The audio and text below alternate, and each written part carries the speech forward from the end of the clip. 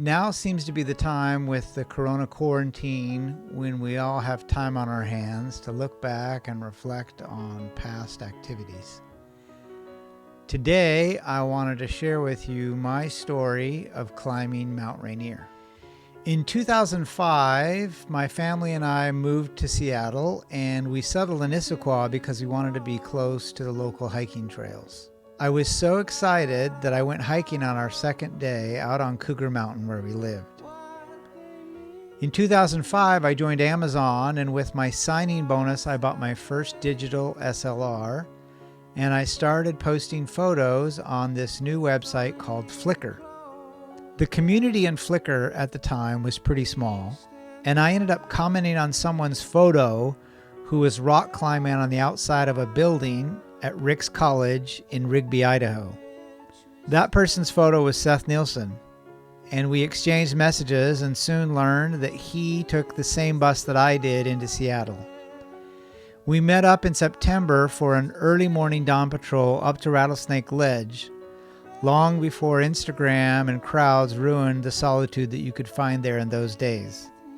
Seth and I became friends, and over the next 4 years, I got an education in mountaineering and alpinism from Seth and his friend Dean.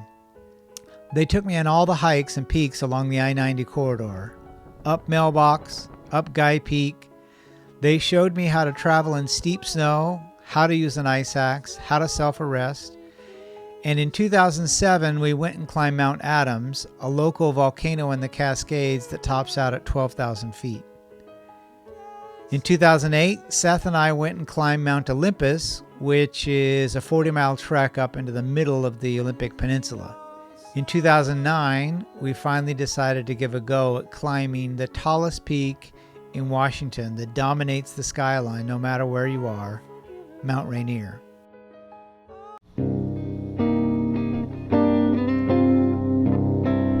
In late July on a Wednesday night, we drove up to the White River Ranger Station and we slept in the parking lot in our sleeping bags.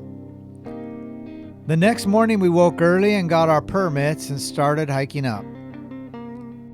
The approach through Glacier Basin had been subject to avalanches that winter, and we picked our way through the debris of rocks and glacial silt.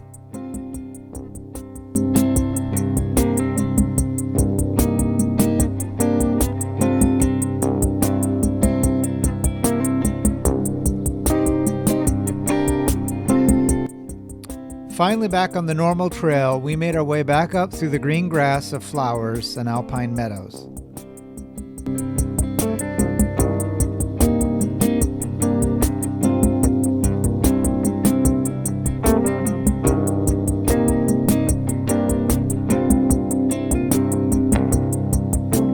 We reached the lateral moraine, a large berm of glacial silt that forms at the foot of a receding glacier.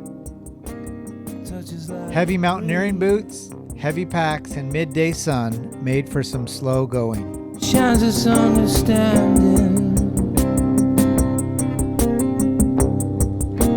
See the moon smile. Reaching the foot of the interglacier, we put on gaiters, got out the ice axes, and began the ascent up the snow. One of the tricks of mountaineering you learn is the rest step.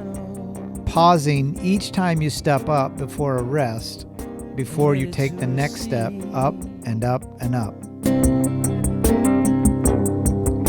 Cause we're not at the mercy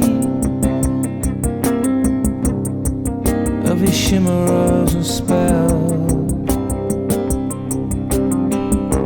At the top of the inner glacier, we crossed the ridge to Curtis Camp. After traversing along the ridge, we dropped down onto the Emmons Glacier, where we put on our harnesses and roped up, walking space apart in the event that someone fell into a crevasse. Eventually, we arrived at Camp Sherman, which sits at 9,500 feet, just below the small pinnacle of Steamboat Prow. We spent the rest of Thursday afternoon relaxing in the sun, eating some well-deserved food, and setting up camp. There is room for 48 people at Camp Sherman, and it looked to be full for the next couple of evenings. It's not somewhere else. it's not somewhere else. And one day.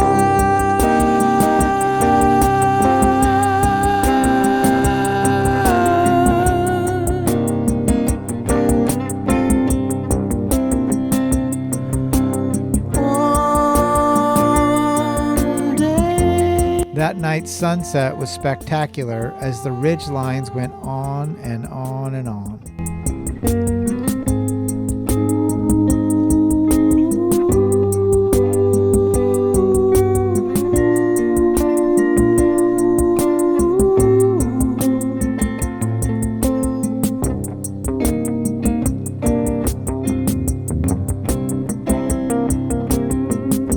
The next day, Friday, we just hung out in the morning. We rested and then practiced crevasse rescue. Call upon the people. Only people have this power. It was really scary to look deep into the cracks that drop off into the black depths. Friday evening, we went to bed around 6 p.m. and tried to get a few hours sleep. I put some music on repeat and faded in and out of consciousness. At 10:45 p.m. we got up and started getting ready. By midnight we'd eaten and gotten dressed in our layers and had our boots on. We put on our harness, tied into the rope, put on our crampons, and started off in the dark. Slowly, ever so slowly, as we kept climbing upwards, the sky began to have the tiniest bit of light. One of the most special things about climbing mountains is that you get to see the dawn from on high. Being able to see the sun come up with the world below you is a special thing few get to experience. The sunrise from Rainier was stunning. We paused for a brief moment to watch the fantastic sky and sun break over the horizon. Then we turned and put our heads down and kept on climbing. Eventually we approached 13,000 feet and the ridgeline appeared above us with open sky. From here we had over 1,000 feet still to go. We slowly made our way to the rocks and sat down to take a break. The temperature was around 28 degrees and the wind was blowing around 35 miles an hour. The last 800 feet up the scree was slow and tiring.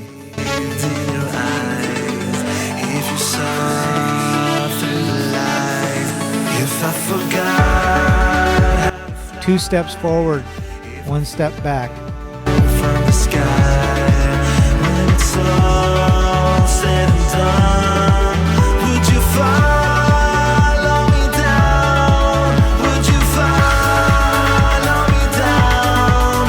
Would you follow me down? At the top of the ridge, we looked across to see the final dome of snow and ice that comprised the summit.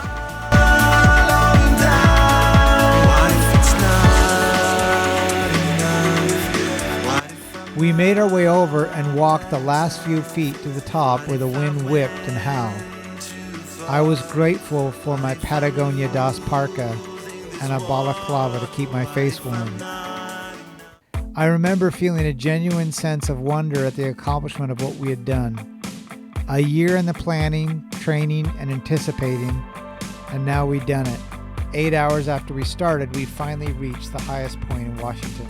We dropped over the ridge into the caldera to sit for a bit and take a break. It felt good to rest, but honestly, we were so tired from the climb and the altitude, and you know in the back of your head that you've got to start down before the snow gets too soft, so you really can't enjoy the summit for too long. We made our way back down the ridge to the scree slope. Sliding down on our boot heels was so much more enjoyable than the ascent. We picked up our gear and roped up and headed back over the Winthrop Saddle and down the slope. Finally, around noon, we stumbled into camp and dropped our packs, harnesses, and ropes on the rocks. Kicking off our harnesses, we all grabbed a pad and lay down for a quick nap. We filled water bottles and spent the next 2 hours breaking down camp and stuffing everything back into our packs. Instead of going back along the Emmons Glacier and Curtis Camp, we decided to scramble to the top of Steamboat Prow. This puts you at the top of the interglacier. At the top of the prow, Inner Glacier stretched out before us with the promise of a 3,000-foot glissade. Seth went first and I followed him and was able to get 2,800 feet in a single track.